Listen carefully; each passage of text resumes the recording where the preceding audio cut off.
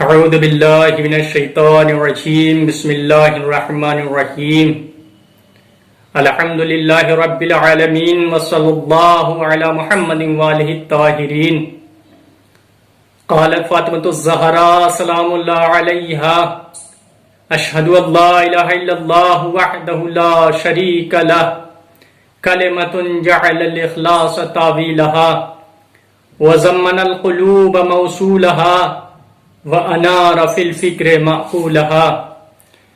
محترم ناظرین و سامعین کرام، السلام علیکم۔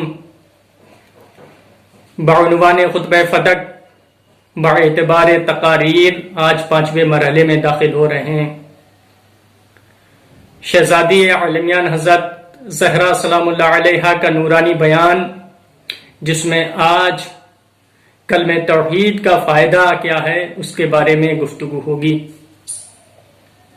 آیا زبان سے صرف لا الہ الا اللہ کہنا کافی ہے یا اس کے لیے کچھ اصول اور ضوابط؟ ارشاد ہوتا ہے، آپ بیان فرماتی ہیں اشہد ان لا الہ الا اللہ وحدہ لا شریک لہ، میں گواہی دیتی ہوں کہ خدا کے علاوہ کوئی معبود نہیں ہے اور اس کا کوئی شریک نہیں۔ کلمۃ جعل الاخلاص تاویلہا، یہ کلمہ توحید لا الہ الا اللہ کلمہ ہے جس کے معنی اخلاص کے، یعنی کلمہ توحید اسی کو فائدہ پہنچائے گا جس نے اخلاص کے ساتھ اس کلمے کو پڑھا۔ اخلاص کے حقیقی معنی ہے خدا ہر قسم کے نقائص سے پاک و پاکیزہ ہے۔ اخلاص کی اہمیت کا اندازہ اس بات سے لگایا جا سکتا ہے کہ قرآن مجید میں ایک مکمل سورہ اخلاص اللہ نے نازل فرمایا، جسے ہم سورہ توحید کے نام سے یاد کرتے ہیں۔ اخلاص یعنی اگر کلمہ توحید انسان نے خلوص نیت کے ساتھ پڑھا ہے تو یقیناً اسے فائدہ پہنچائے گا، ورنہ فائدہ نہیں پہنچائے گا۔ تو توحید کے لیے پہلی چیز اخلاص۔ توحید کو سمجھنے کے لیے ہم یہاں 4 چیزیں بیان کرتے ہیں، بہرحال یہ اہم موضوع ہے۔ اول توحید ذات، دوسرے توحید صفات، تیسرے توحید افعال اور چوتھے توحید عبادت۔ توحید ذات کا مطلب خدا کی ذات یکتا ہے، اس کا کوئی شریک نہیں ہے، وہ کسی چیز سے مرکب یعنی مل کر نہیں بنا، جیسے انسان کی خلقت 4 چیزوں سے مل کر ہوئی، پانی، ہوا، آگ، مٹی، لیکن اللہ کے لیے ایسا تصور ہرگز نہیں۔ توحید صفات یعنی خدا کی صفات اس کی ذات سے جدا نہیں ہے، ایسا نہیں کہ صفات الگ ہے اس کی ذات الگ ہے، نہیں، جو صفات ہے وہی اس کے ذات ہے، جو ذات ہے وہی اس کے صفات ہے۔ جیسے کہا جائے کہ خدا عالم ہے، اس کا مطلب یہ ہرگز نہیں ہے کہ خدا کو علم حاصل ہے، بلکہ اس کا مطلب یہ ہوگا خدا اس ذات کو کہتے ہیں جس کی ذات علم سے عبارت ہے، یعنی علم سے مراد خدا اور خدا سے مراد علم ہے، یہاں 2 چیزیں نہیں ہیں۔ ورنہ اگر صفت، لفظ صفت بولا جاتا ہے تو تصور بہرحال آئے گا موصوف کا، لیکن اللہ کے لیے ایسا ہرگز نہیں۔ امام الموحدین حضرت امیر المؤمنین علی بن ابی طالب علیہ السلام نہج البلاغہ کے خطبہ اول میں توحید کے سلسلے میں بیان فرماتے ہیں کہ اول الدین معرفت، دین کی ابتدا اللہ کی معرفت ہے، وکمال معرفت ہی التصدیق بہ، اور کمال معرفت اس کی تصدیق ہے، وکمال التصدیق بہ توحیدہ، اور کمال تصدیق توحید ہے، وکمال التوحید الاخلاص لہ، اور کمال اخلاص، کمال توحید اخلاص ہے، وکمال الاخلاص لہ نفی الصفات عنہ، اور کمال اخلاص یہ ہے کہ صفتوں کی اس سے نفی کی جائے۔ کیوں؟ لشہادت کل صفت انہا غیر الموصوف، کیونکہ ہر صفت شاہد ہے کہ وہ اپنے موصوف کی غیر ہے. وشہادت کل موصوف انہ غیر الصفت، اور ہر موصوف شاہد ہے کہ وہ صفت کے علاوہ کوئی چیز ہے. تو اللہ کی صفات ذات سے جدا نہیں ہے. یہی وجہ ہے کہ پورے قرآن مجید میں کہیں بھی اللہ کے لیے لفظ صفت یا صفات آیا ہے، کہیں نہیں آیا ہے لفظ صفت یا صفات قرآن مجید. تو پھر اب سوال پیدا ہوتا ہے کہ جب اللہ کے لیے لفظ صفت یا صفات نہیں آیا تو صفات الہی کو نام کیا دیا جائے، کس نام سے پکارا جائے؟ تو اس کا بھی حل قرآن مجید نے بیان کیا. سورہ اعراف کی آیت نمبر 180، وَلِلَّهِ الْأَسْمَاعُ الْحُسْنَى فَادْعُوهُ بِهَا، اور اللہ ہی کے لیے یہ زیبا ترین نام ہے، اللہ ہی کے لیے بہترین نام ہے.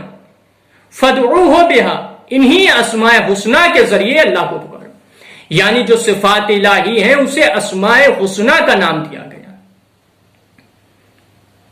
انہیں اسماء حسنہ کا نام دیا گیا. تو ایک توحید ذات یعنی اللہ کی ذات یکتا، اس میں کوئی شریک نہیں. دوسرے توحید صفات ہیں، اللہ کے صفات اللہ سے جدا نہیں ہوتے. ایک بات یہ بھی عرض کرتا چلوں کہ یقیناً اللہ کے صفات اللہ سے جدا نہیں ہیں، دو چیزیں نہیں ہیں، ایک ہی ہے. لیکن اللہ نے اپنے چند بندوں کو اپنے صفات کا مظہر قرار دیا ہے. کچھ خاصان خدا، کچھ بندگان خدا ایسے ہیں جو اللہ کی صفات کا مظہر قرار پائے. اس سلسلے سے میں ایک معیار بیان کر دیتا ہوں جو حدیث قدسی میں معیار بیان ہوا ہے کہ اللہ کی صفات کا مظہر بننے کے لیے کیا معیار ہونا چاہیے. حدیث قدسی میں ارشاد ہوتا ہے، عبدی اطعنی اجعلک مثلی، اے میرے بندے تو میری اطاعت کر، میں تجھے اپنی مثال بنا دوں گا.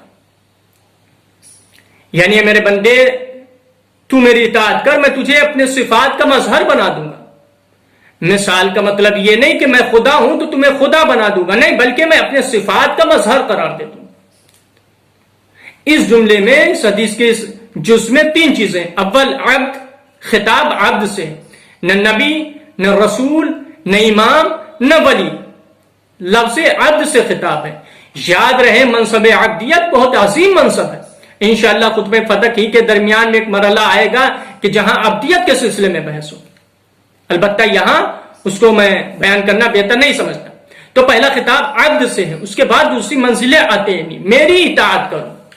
اور اطاعت بغیر معرفت کے حاصل نہیں ہو سکتی، اور معرفت کے لیے نفس کا پاک ہونا ضروری ہے.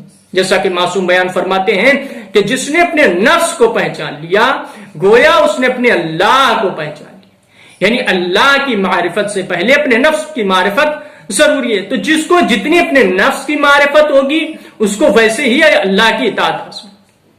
اور خطاب یہ ہے کہ تم میرے بندے میری اطاعت کرو، میں تجھے اپنے مثال بنا دوں گا، میں تجھے اپنے جیسا بنا دوں گا. مثال اور جیسا اس کی توضیح ہوتی ہے، انا حی لا اموت اجعلک حی لا تموت، میں وہ زندہ ہوں جسے موت نہیں آتی. میرے بندے تو میری اطاعت کر، میں تجھے صفت دے دوں گا کہ تجھے بھی ایسے زندگی عطا کر دوں گا، ایسا زندہ بنا دوں گا کہ جہاں موت کا درگزر نہیں ہو سکتا، جہاں موت نہیں آ سکتی. اب اگر شہدائے کربلا علیہ السلام بات شہادت گفتگو کرتے ہوئے نظر آئیں، یا بالخصوص امام مظلوم کربلا حضرت امام حسین علیہ السلام کے نیزہ پر قرآن مجید کی تلاوت کرتے ہوئے نظر آئیں تو انسان کو تعجب نہیں کرنا چاہیے، چونکہ اللہ کا وعدہ ہے میری اطاعت کرو میرے بندے، میں تمہیں ایسی زندگی دے دوں گا کہ جہاں موت کا درگزر نہیں ہو سکتا. اس کے بعد ارشاد ہوتا ہے، انا غنی لا افتقر اجعلک غنیا لا تفتقر، میں ایسا غنی ہوں کہ جہاں فقر نے فقیری نہیں. میرے بندے تو میری اطاعت کر، میں تجھے بھی یہ صفت کا مظہر قرار دوں گا کہ تجھے بھی میں غنی بنا دوں گا کہ جہاں فقیری تنگ دستی کا گزر نہیں ہو سکتا. اس کے بعد انا مہما شاء اکون اجعلک مہما تشاء اکون، میں جہاں چاہوں رہ سکتا ہوں.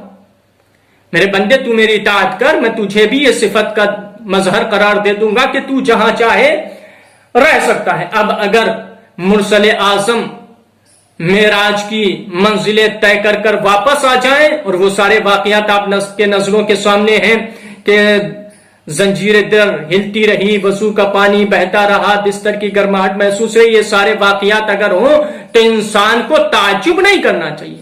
اب اگر امیر کائنات ایک وقت میں 40 جگہ پہنچ جائیں تو تعجب نہیں کرنا چاہیے، اس لیے کہ یہ پاور، یہ قدرت کسی انسان نے نہیں عطا کی ہے، اس نے عطا کی ہے کہ جو محتاج کسی کا نہیں۔ اب اگر ان واقعات میں انسان شک کرے گا تو وہ قدرت الہی کے بارے میں شک کرے گا۔ تو اللہ کے صفات کا مظہر بندے ہو سکتے ہیں۔ تو پہلی چیز توحید ذات، دوسری چیز توحید صفات، تیسری چیز ہے توحید افعال، یعنی اللہ اپنے افعال کو انجام دینے میں کاملاً مستقل ہے، استقلال رکھتا ہے، وہ کسی کا محتاج نہیں ہے، جبکہ غیر انسان بہرحال خدا کے محتاج۔ ابھی میں نے عرض کیا اللہ کسی کو اپنے صفت کا مظہر بنا دے تو پھر اس میں شک نہیں کرنا چاہیے۔ جیسے یقیناً زندگی دینا اللہ کے اختیار میں، رزق دینا اللہ کے اختیار میں ہے، علم دینا اللہ کے اختیار میں ہے، لیکن اگر اللہ کسی کو یہ صفت دے دے کہ وہ مردے کو زندہ کر دے، زندے کو مردہ کر دے، یا کسی کو رزق بانٹتا ہوا نظر آئے، ایسے بہت سارے واقعات آپ کو مل جائیں گے، تو اس کے بارے میں انسان کو حیرت نہیں کرنا چاہیے، یہ شرک نہیں ہے بلکہ یہی عین عبادت ہے۔ کیوں؟ اس لیے کہ اللہ کے صفات انہی کے ذریعے ہم معلوم کر سکتے ہیں، یعنی اللہ کا علم کیسا ہوگا، اللہ کا نور کیا ہے، اللہ رزق کیسے بانٹتا ہے، اللہ زندگی کیسے دیتا ہے۔ تو اللہ نے اپنے چند بندوں کو منتخب کیا جن کے ذریعے ہم اللہ کے صفات کو درک کر سکتے ہیں۔ چوتھی چیز ہے توحید عبادت، یعنی عبادت صرف وحدہ لا شریک کی ہوگی، غیر خدا کی ہرگز عبادت نہیں ہو سکتی، جس کے سلسلے میں قرآن مجید میں بہت سارے مقام آپ کو مل جائیں گے کہ جہاں اللہ نے یہ بیان کیا ہے کہ عبادت صرف اللہ کی ہونا چاہیے۔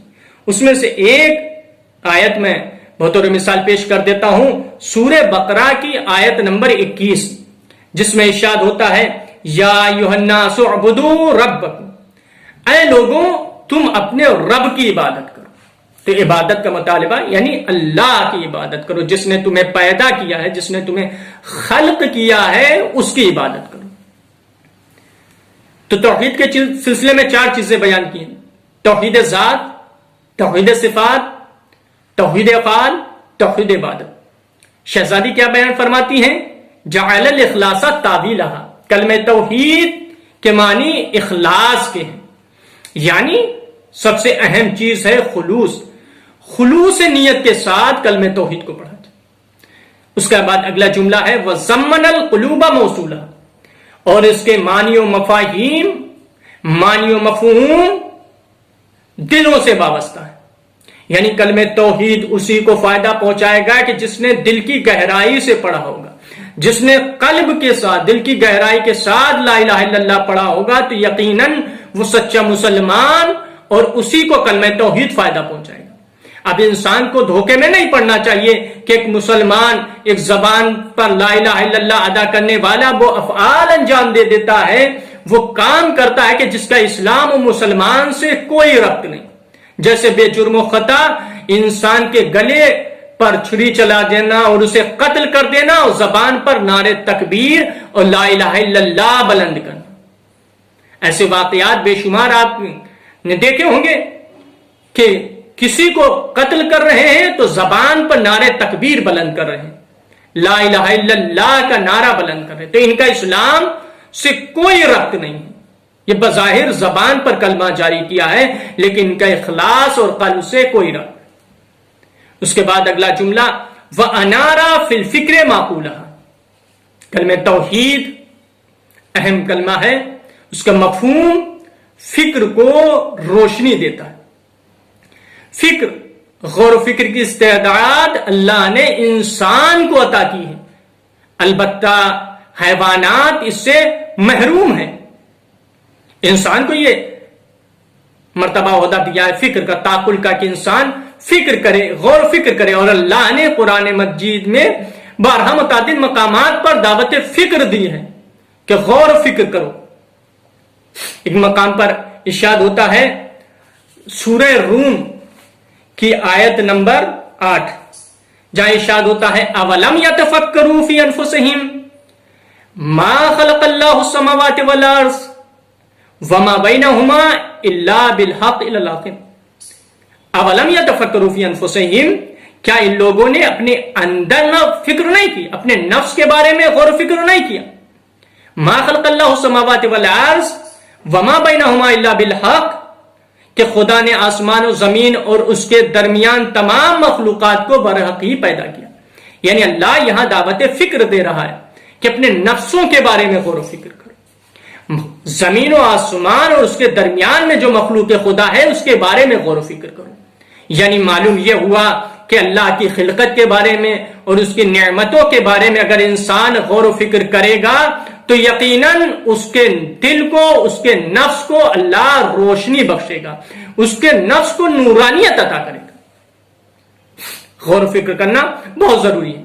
اور یہ بہتر جانتے ہیں کہ انسان کسی چیز کے بارے میں جب زیادہ غور و فکر کرتا، زیادہ سوچتا ہے، تو وہی سوچ، وہی فکر انسان کی زبان سے جاری ہو جایا کرتی ہے.